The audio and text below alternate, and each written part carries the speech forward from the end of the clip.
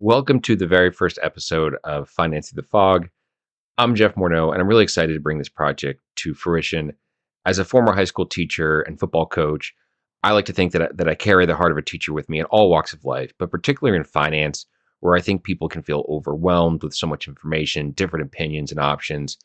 And so this project is very education focused. My goal is to serve those who are experiencing widowhood or planning for it.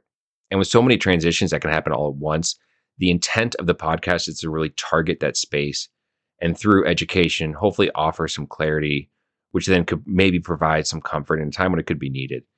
And so, with that being said, this very first episode, I wanted to discuss Social Security survivor benefits, which one would hope would be simple and straightforward, but they're not. And intuitively, I like to keep things high level and simple. But if we're talking Social Security and trying to avoid the weeds, it's like being in a briar patch. They're everywhere. So it will get technical at times, but I'm going to try my best to make it digestible. Okay. Before we jump in, I do want to give a disclaimer that the information discussed in this podcast is solely for educational purposes, not to be construed as tax, legal, or investment advice. All information is also believed from reliable sources. However, I make no representation to its completeness or accuracy. So without further ado, let's jump right in. The first episode of Financing the Fog, Social Security survivor benefits. Welcome to Finance Through the Fog, a podcast where we discuss the intersection of widowhood and financial planning and how you can prepare yourself to navigate financial transitions while experiencing the fog of grief and loss. Now, here's your host, certified financial planner, Jeff Morneau. Okay, let's go ahead and jump right into survivor benefits. So there are actually 4 different types of survivor benefits that can be distributed upon the death of an individual. There is surviving spouse or surviving ex-spouse benefits. That's what we're talking about today, and that has to do with retirement income. The other ones are dependent children's benefits, spouse caring for a child benefits, and the ever rare dependent parent benefits. So those have to do with being widowed and having a family to take care of or dependents. And I do want to cover those in a later episode, but there's just too much out there to pack it all into one. So today we're talking surviving spouse benefits and surviving ex-spouse benefits. Okay, let's first start by talking about who qualifies for surviving spousal benefits. So if you're married when your spouse passes away, the requirement is that you only have to be married for at least 9 months. So if you find yourself currently married and it's been 9 months since you got married, then yes, you would be eligible for survivor benefits if your spouse passed away. As for ex-marriages that ended in divorce, the requirement is much longer. And it's actually 10 years. And so if you find yourself in this situation, I do recommend that you try and gather both a marriage certificate and a divorce decree for when you visit the Social Security Administration to apply for ex-spousal benefits. And for some, they might not even know what's going on with their ex-spouse. So I think there could be more legwork on their part. And so I think having these documents on hand will help prepare you should your previous marriage have lasted you for 10 years. I also want to emphasize that no matter how messy the divorce was, there is no means to which your ex-spouse can limit or deny your benefits. And that's either spousal or survivor benefits. Also, if they're remarried and you're worried about how you taking survivor benefits would affect their current spouse's survivor benefits or spousal benefits, just know there is no impact. They would never even know. And so you might have heard something about a family maximum. And so your mind might go to a place where you're like, okay, all the exes are pulling from one pot of money. And that's just not how it works. There is a family maximum, but it has to do with those other survivor benefits we were talking about and having dependent children or dependents. And so there is no family maximum for ex-spouse or spousal benefits or survivor benefits. Okay, so you can imagine someone who's been married 3 times in 10 years each time. They were making decent money. They could be very, very expensive to the Social Security Administration. And in a similar light, you may ask that if you've been married twice for 10 years each time, and you're not currently married, are you available for both of these ex-spousal survivor benefits? And the answer is you're eligible for either, but not for both. So you can take the higher of the two, but you don't get both. Now, there is one other really important rule that I want to cover that has to do with qualifying for survivor benefits, and it's a big deal. So the rule says that you cannot claim survivor benefits or spousal benefits from a previous marriage if you were currently remarried and that marriage happened before you turned 60. Okay, so what does this mean? So let's say you're 59, you want to get remarried, and if you do, you give up all survival and spousal benefits from previous marriages, and that's from marriages that ended in divorce, assuming you qualify, and widowhood. Now, if you get divorced again or widowed again, then and you're now unmarried, then yes, all those benefits open back up to you. But again, if you're currently married and that marriage happened before you turned 60, then you are limiting yourself. You could imagine that this is a massive deal for some people. Okay. So let's look at a hypothetical couple just to see kind of how this would play out. So if we look at, let's take Richard and Susan. Okay. And Richard is a breadwinner. And when they got married fairly early on in life, they had a kid, and Susan became a stay-at-home mom. So although she did pay into Social Security through college or early in her career, she didn't actually accrue the full 40 credits or 10 years of paying into Social Security to become fully insured. So she finds herself very dependent on Richard's benefits, his Social Security benefits. And unfortunately, Richard passed away at 50, and Susan went through the grieving period, and then she met Eric. Okay, but Eric is a school teacher. Okay, so Eric's school district didn't pay into Social Security. They don't have to pay into Social Security if they pay into a pension. Some don't, some do, but his didn't. Okay, so Eric actually didn't have any Social Security benefits, and when he pulled his pension, he wasn't married, so he didn't even have any survivor options for his pension. So he just has a pure life pension. And then there's Susan over here who was relying on Richard's survivor benefits. Okay. And let's say Susan and Eric, they come into my office. Susan's 59, and they say they plan on marrying right away. So I know marriage is a sacred bond, and it could be for religious reasons. So I'm not going to dissuade anyone from marrying if they're really dead set on it. But I would educate them that if Susan waited till 60, she could remarry Eric and still get all of Richard's survivor benefits. Where if she married now before 60, as long as she stayed married to Eric, then she'd be giving up those benefits. And if we actually look at some hypothetical numbers here, just an illustration, but let's say Richard's PIA, primary insurance amount, was $3,500 a month, and Susan delays until her full retirement, age 67, and get the full amount. We'll cover all of this in a second. It'll make more sense in a second. But let's say she delays and gets the full 3,500, and then her and Eric go on and live another 20 years together, pulling those benefits. That's like $840,000 in inflation adjusted survivor benefits that she'd be giving up by getting married before she turns 60. So you can see for some, this could be a really big deal. Again, I'm not trying to dissuade anyone from getting married. I'm just illustrating that it is something to be educated on. Okay, and so let's now transition over to how benefits are calculated. So I want to talk about how survivor benefits are calculated so we can talk claiming strategies there. But I do think in order to really understand survivor benefits, you first have to understand your own benefits and how they might be calculated. So let's talk how your own personal benefits would be calculated with Social Security. And I think the best place to start with that is a primary source. And so what I'm referring to is a statement. So if you have a Social Security statement, I would pause and I would go grab it because I think it helps understand by looking at it. Okay. So if you're looking at a statement, you will see up to 35 years of earnings on that statement. Okay. And when you see those earnings, you might ask one of two things, right? You might look and say, hey, you know what? I actually made more than that. Why isn't it reflecting a higher earnings for that year? And that could be because it's incorrect. So if it's not correct, then you definitely want to reach out to the Social Security Administration. So I think it's helpful to check your statements for accuracy. Or it could be that you hit the cap. So there is a cap at which you are no longer taxed, have those 6.2% Social Security taxes deducted from your paycheck. Right now, it's just north of $175,000. And then after that, you don't have any Social Security taxes deducted. You do have Medicare, not Social Security, but you're not credited with earnings above that mark towards Social Security. You might also look and say, this is actually more than what I made. Like I didn't make this much in 1999. And that is because before earnings earned before age 60 are indexed to inflation. And that should make sense because you can imagine earnings from 30 years ago, if you didn't adjust them for inflation, what they could do to drag down your benefit. Okay.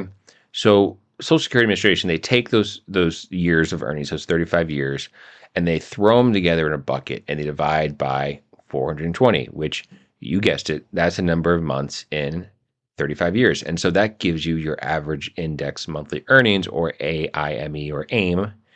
And I think you're like, okay, that makes sense. Average index monthly earnings. So that's my benefits. Okay, that sounds good. I'll take them. But not so fast, because that's not how Social Security works, right? Social Security is a progressive in nature because it's a social insurance program. It's not an investment. And so what that means is that they apply what's known as bend points to your AIME. And you could kind of think of bend points, I guess, in the same vein as brackets. But instead of being taxed at certain percentages at those brackets, you get a percentage of that index monthly earnings back as your benefit. Okay. So the first bend point is 90% of your benefits. You get 90% of that first sort of bracket, right? The next one is 32%. And then the highest tier, if you've made enough, and so you've paid enough into Social Security to have an average index monthly earnings that high, you would only get 15% of that AIME back as your benefit. Okay. So then they take the three tiers and they put them together, and that is your PIA, or primary insurance amount. And so you're like, okay, finally we've reached your benefit. So your PIA is what you get from Social Security. And I would say it can be. So your PIA is what you would get for your own benefit at full retirement age, which for simplicity's sake, we're going to call 67. There's still people reaching full retirement age a few months before 67, but by 2027, everyone's going to have 67 as the full retirement age, and that's going to make things nice and easy for everyone. Okay. So you would get your primary insurance amount at full retirement age, 67, and you're probably aware that you can reduce that amount, and you can take it as early as 62, and there would be a monthly reduction for that. So at 62, you would get roughly 70% of your PIA. And then for every month you delay past 62, you would get a little bump until you reach full retirement age, and that would be 100% of your PIA. And then you also might be aware that for your own benefits, you can actually delay your benefit past your full retirement age and get what's called delayed retirement credits. So you can delay all the way up to age 70, at which point you would get 124% of your PIA. And that might beg the question, right? Why frame it this way? Like, why think of your primary insurance amount as what you get at 67, and then on one hand, there's a reduction down to 62. On the other hand, you can delay up to 70. Why not just say, hey, here is your full benefit at 70. Everything below that will be reduced. And I would say that is a good question. And I get why you would ask that question. But the fact is that your full retirement age is actually a bigger milestone than just when you get your PIA. And probably one of the bigger components besides getting your PIA at full retirement age is at full retirement age, you're no longer subjected to what's known as the earnings test. Okay. And so what is the earnings test? Well, the Social Security Administration says, okay, yes, you can take your benefit at 62, but you haven't reached full retirement. You're not retirement age yet. Since you haven't reached that full retirement age, if you take that benefit and you still work and have earned income, so this is not investment income, pension income, annuity, this is earned income, wage income, we're going to reduce your benefit if you make above a certain amount, a certain threshold. Now, I'm not going to go into the actual thresholds because I don't think people will remember the actual numbers, right? But just to understand, it is a low threshold before your benefit starts being reduced $1 for every $2 above that threshold. Also, it is worth remembering that in the year you turn full retirement age, there are different rules and the thresholds are higher and the reduction is lower. So you might not get a reduction in full retirement year in the year you turn full retirement age, but I would just check on your specific earnings just to understand that. Okay. Now the earnings test just doesn't apply to your own benefit. It also applies to spousal and survivor benefits as well. So keep that in mind when we start talking about claiming strategies for survivor benefits before full retirement age if you are working. And now that brings us to survivor benefits. Okay. So survivor benefits can be fairly complicated. And I like to teach in analogies. I think in analogies, I like to teach analogies. So I've been trying to come up with an analogy to help illustrate how survivor benefits work in relationship to your own benefit or to your spouse's benefit. And I failed. I just couldn't come up with a good analogy. I did come up with a bad analogy. So this is a very imperfect analogy, but it's kind of the best I could do. So my apologies there. Okay. But I'm trying to illustrate a point. Okay. So let's imagine Social Security benefits as a vacation package. All right. A vacay, so to speak. Okay. So you work and you pay towards this vacation package. And Social Security says, okay, here is your vacation package. This is what you've paid into. This is what you've earned. This would be the equivalent of your PIA. And they say, okay, you can take the vacay as early as 62, but we're going to reduce it, right? We're not going to give you a beachside view, no room service, smaller room. You get the idea. Okay. And then if you delay, you'll get that full package at full retirement age. But you can also delay and then we'll enhance it, right? You'll fly first class or something up until age 70. And I think we understand that what I'm talking about is your own benefits in that relationship with taking early or full retirement age or delaying. How survivor benefits work is that when your spouse passes, you get that package. Okay.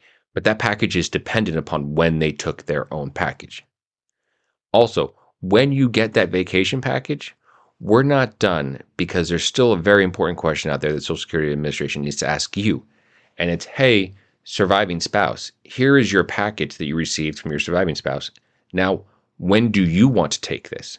Do you want to take this package earlier for a reduced package like we just talked about for your own reductions? Or do you want to delay taking the package till your own full retirement age and then you would get the full package? So you can see that there are two rails going on here, separate rails, but they interact with each other in that way. And so that's what I'm trying to illustrate with the analogy. But the analogy really ends there because if we're looking at comparing survivor benefits to your own benefits, there are different timelines and characteristics of the two. So let's talk about that now. So the first big difference is that you can take survivor benefits, still subjected to the earnings test before full retirement age. So don't forget about that if you're working. But you can take survivor benefits as early as 60, not 62. And if you're fully disabled, then you can actually take survivor benefits at age 50. Also, unlike your own benefit, where there is an increased benefit to delaying past full retirement age, there is no benefit to delaying past full retirement age for survivor benefits. So just to reiterate one more time, that package that you receive from your deceased spouse, that would be the package that you would get at your full retirement age. There is no benefit or increase of that past full retirement age. Now, as far as reduction is concerned, and you take it at 60, what would that look like? Well, at age 60, it would be 71.5% of that survivor benefit. Okay, so every month you delay past age 60, you would get a little bit more increase until you hit age 67, at which point it would be the full amount. So that begs the question, going back to the two rails illustration there, how does a deceased spouse, when they took their own benefit, how does that actually affect the survivor benefits? And so there are different scenarios we can look at based on when the deceased spouse took his or her benefit. Okay, so let's start with scenario one. Scenario one, your deceased spouse never took his or her benefit and they never reached full retirement age. Okay, so let's say they passed away at 60 or 62, or even they passed away at 65 at a time when they could have taken their own benefits, but they didn't.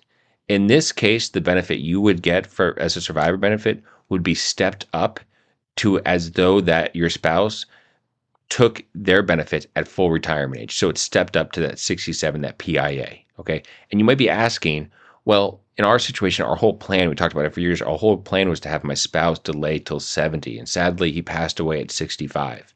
Can I go to the Social Security Administration and say, hey, look, I promise our plan was always delay till 70. Can I get those delayed retirement credits for my survivor benefit? And unfortunately, you cannot. It's only going to go up to what the PIA would have been for that deceased spouse.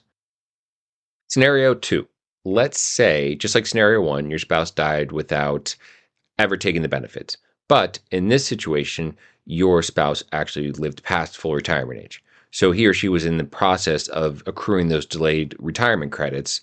And in this situation, the surviving spouse would inherit the full PIA plus any of those delayed retirement credits up to the date of death. So it would have been as though that deceased spouse took his or her benefit at date of death. Okay, so let's say they died at 68, you would get the delayed retirement credits post 67 up to 68, and then that would be your full benefit or survivor benefit at your own full retirement age, subject to any reductions you do at that point. Okay. Now, scenario three. So let's say your spouse actually delayed to 70, so delayed all the way, and then passed away post 70. The question is, does the surviving spouse get all of those delayed retirement credits accrued by their deceased spouse? And the answer is yes. Yes, or he or she would get those delayed retirement credits. And that's why it's a common strategy where if you're a married couple and there's unequal benefits, you might want to think about delaying the higher benefit up until age 70 because the surviving spouse would get all of those delayed retirement credits as well. Okay. Now, last scenario, and this is where things get a little bit more complicated, is let's say that deceased spouse took their benefit before full retirement age. So, for instance, let's just say they took it at 62 as early as they could.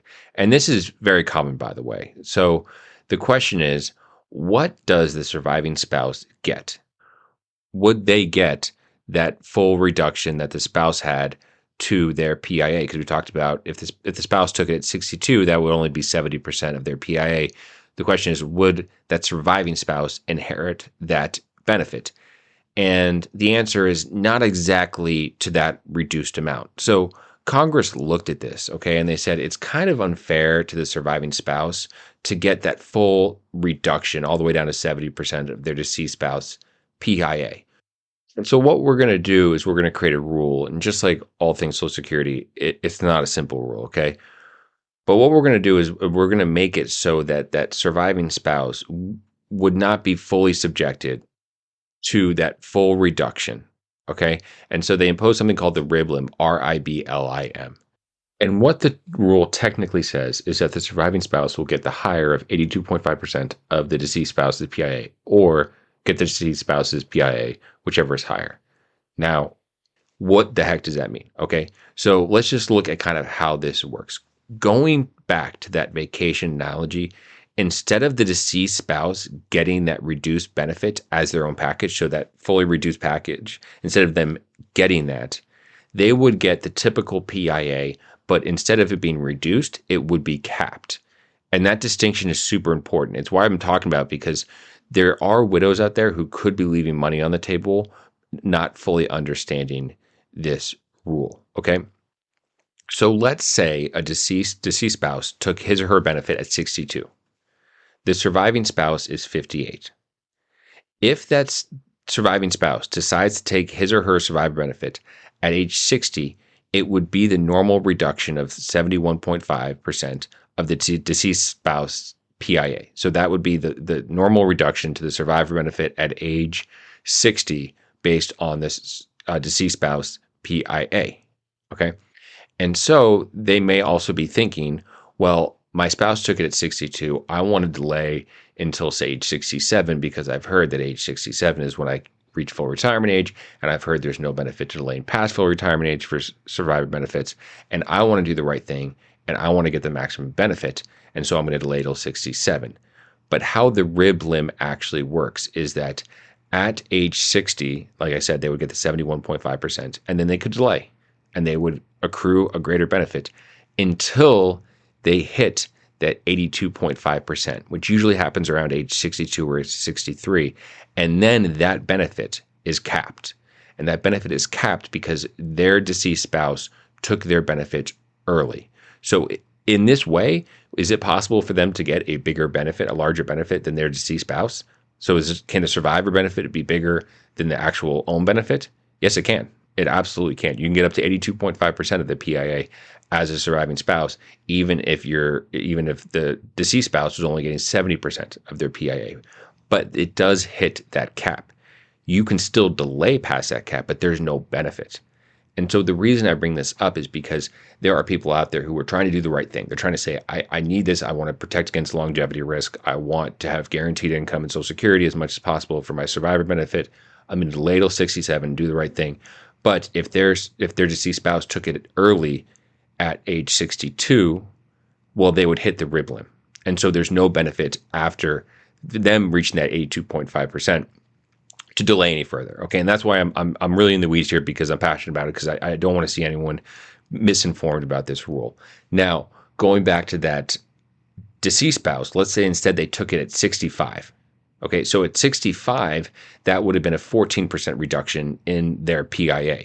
Okay, so here the RIBLIM would still apply because the spouse took it earlier, but it wouldn't be 82.5%. It would be 86%. So that surviving spouse could then delay up until they reach that 86%, or you can just think what that deceased spouse was getting, and then that would be their cap. There'd be no benefit for them to delay past that. So I know that I've hit you with a ton of information and your head probably hurts. I totally get it. But just from a high level, long story short, if your deceased spouse took his or her benefit early, you haven't claimed survivor benefits. You are younger than full retirement age and you are trying to maximize your benefits or concerned about this rule, I would go to the Social Security Administration and I would say, my deceased spouse took their benefit earlier. I've heard about this rule, the rib limb. I just want to know when will I hit that cap so that I don't unnecessarily delay past what would be beneficial for me. Okay, so just a really nuanced rule there that I think a lot of people are not fully informed of. And in that regard, there is one planning point I want to bring up very quickly, and this doesn't apply to everyone, but I think it's worth noting that if you find yourself in a situation where I'm just going to illustrate it with a scenario here. So let's say your spouse is 62 years old and just got some really unfortunate news that he or she is terminal. Maybe they have 6 months to live. They might their mind might go to a place where they say, I've paid all this money to Social Security. I can't believe I'm not going to get a cent out of this. So I'm going to go ahead and take my benefits, even if it's only for a couple months. It's still worth it. And first off, I don't blame them. I think that they're valid in their mind going to that space. But as we just learned and looked at, it might make more sense for them to actually not take their benefit, because if they pass away again, not having taken the benefit, then the surviving benefit would be stepped up to the PIA without any rib limb associated with it. Okay. So just something to keep in mind there. And that brings us to the last characteristic I want to talk about with survivor benefits, something that's unique to survivor benefits and is a potential opportunity for widows. And that's the ability to switch from your own benefit and your survivor benefit at your discretion.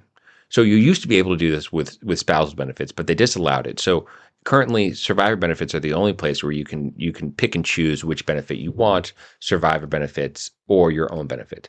Now, why is this important? Well, you can actually optimize the two benefits by taking one and allowing the other to grow while you sit and collect on the other. And then you can switch that maxed out benefit later. Okay, so let's look at how this would actually work, because I think it will make more sense with some examples here. So let's say your own benefit is larger, okay, and you want to max out that benefit while taking your survivor benefit from a deceased spouse. Well, you're no longer working, so no issues with the earnings test again because you're below full retirement age. So you could take the survivor benefit as early as 60 and collect it while delaying your own benefit.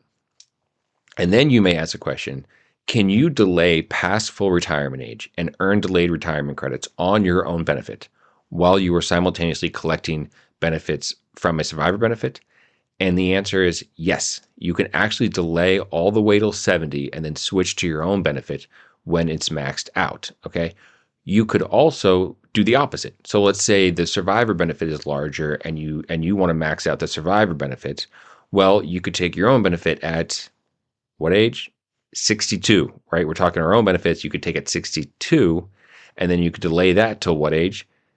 67. So I'm emphasizing that to show the two different rails here. So if you're going to take your own benefit earlier and then switch to survivor benefits, you would only have a 5-year runway, because it would make sense. You can't take your own benefit before 62. No benefit towards delaying past full retirement age if you're switching to survivor benefit.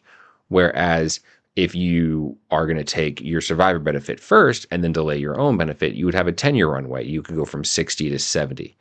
And if you understand that, if you understand what I just said and understand how that works, honestly, then I think you're well on your way to really understanding survival benefits, because that's really at the heart of how the two rails interact. Okay. And that's really what I have for you today. They don't make it easy. They don't make it easy on this at all. It's complicated stuff. And to me, it really hits at why I'm passionate about this project, because you can imagine someone going through grief, overwhelming circumstance, feeling overwhelmed and underwater, and this is what they're trying to figure out. So it is my mission to provide education for those who are experiencing grief and loss or transitioning after loss. And there's plenty to talk about. So I just hope to keep these coming in a timely manner. If you have any questions or suggestions, please reach out to me at jeff@hilltopplanning.com. That's jeff@hilltopplanning.com. And until next time, I hope you have a great day and take care of yourself.